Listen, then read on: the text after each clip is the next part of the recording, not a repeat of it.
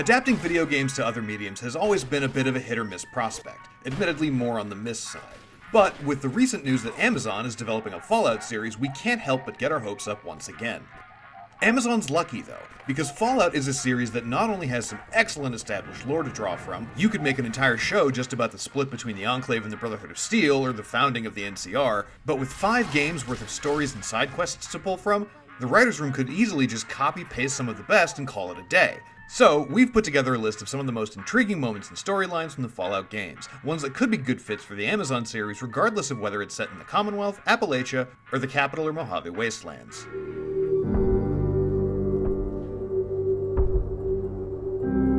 Let's start off with the most recent game, not counting Bethesda's latest go at an MMO, which would be Fallout 4. It was the first game to start pre-apocalypse, and the show could embrace that in its pilot to establish the retro-futuristic world before the bombs start falling. Maybe start by following a Vault-Tec salesman going door to door, or prepping a Nuka-Cola brand event the morning that the Great War starts. Of course, there's always the chance that the show just pulls the plot straight from Fallout 4, in which case they could just recreate that prologue pretty much beat for beat.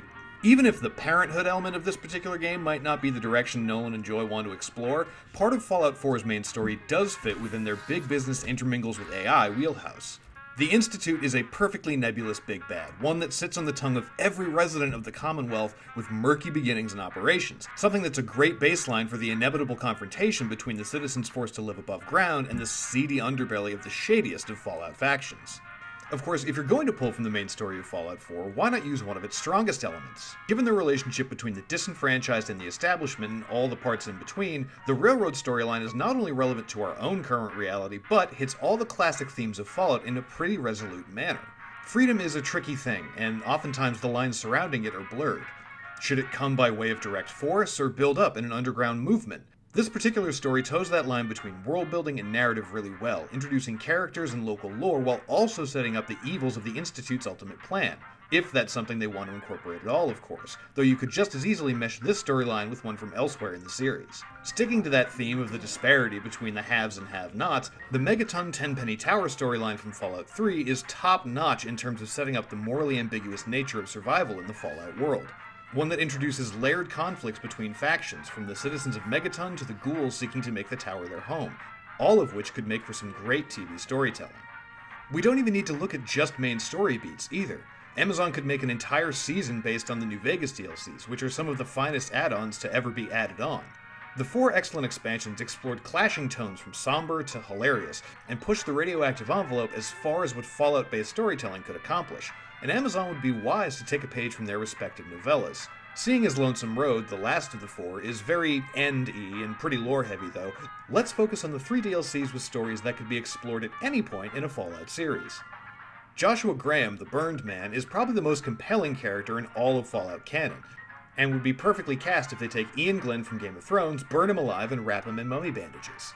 Graham provides haunting insights into the background of Caesar's Legion and their enslaving armies, and his clash with the local White Lake scavengers, if handled properly, could prove especially resonant at a time when a battle against America's history of systemic racism is at the forefront of our public consciousness. Dead Money threw a number of fresh mechanics at players and introduced us to a super mutant named Dog, or God depending on his mood.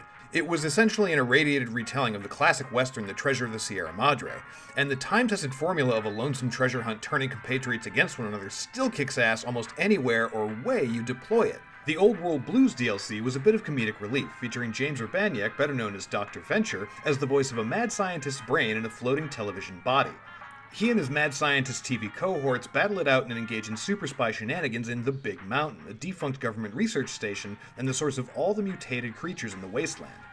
Anything lifted from this installment could make for a great origin story, flashback, or even just an Easter egg during an opening montage that explains the nature of the Fallout world, though they might need to tweak the goofier aspects of the expansion depending on the tone that Amazon's going for. If the show aims for a more serialized Monster of the Week format, though, instead of a single long-form narrative, something like Fallout 4's Kid in a Fridge quest would be a perfect fit. The story of a boy who tried to Indiana Jones his way through the 2-hour nuclear war but mutated into a ghoul and got trapped for 200 years would in itself be a fitting world-building anecdote or just a jump scare during a cold open, but if the showrunners keep the full story of reuniting the kid with his also ghoulified parents and protecting them from slave-trading bandits, it'd be a very special episode of Fallout indeed. Another quest, one that is arguably a better fit for the whole Nolan Joy aesthetic, Tranquility Lane is an incredible moment in Fallout 3 that sees the lone wanderer confront a corrupted AI computer pulled by the strings of its creator. The environment taps into the idyllic 50s nostalgia of the world, but pretty soon reveals plenty of horrors under its thin veneer. Wherever the team plans to go with this new show, I definitely wouldn't mind seeing at least a one-off episode about the sadistic experiments of Stanislaus Brown and the loops our character would have to go through to come out with positive karma by the episode's end. Of course, if Amazon wanted to give Fallout the anthology treatment, a la Black Mirror or The Twilight Zone, they could just focus on the vaults themselves. Vault-tech experiments and programs were as varied as they were devious, and each vault could be an episode or a whole story arc unto itself. It could focus on the more infamous ones like Vault 12's Necropolis or the experiments of Vault 87, or highlight bizarre ones like the Vault full of murderous clones all named Gary or the Lord of the Flies-esque Vault 29. Maybe for a bit of levity they could even just include a control vault, where we see vault dwellers living out quote-unquote normal lives. Of course, all these stories only really work so long as the core experience of wandering the wasteland in search of moral gray areas remains intact. Amazon has to nail the basics. So, in closing, let it be said that if this show fails to feature a talking tree, a casino full of cannibals, or a street gang made up of just Elvis impersonators, it's basically failed completely.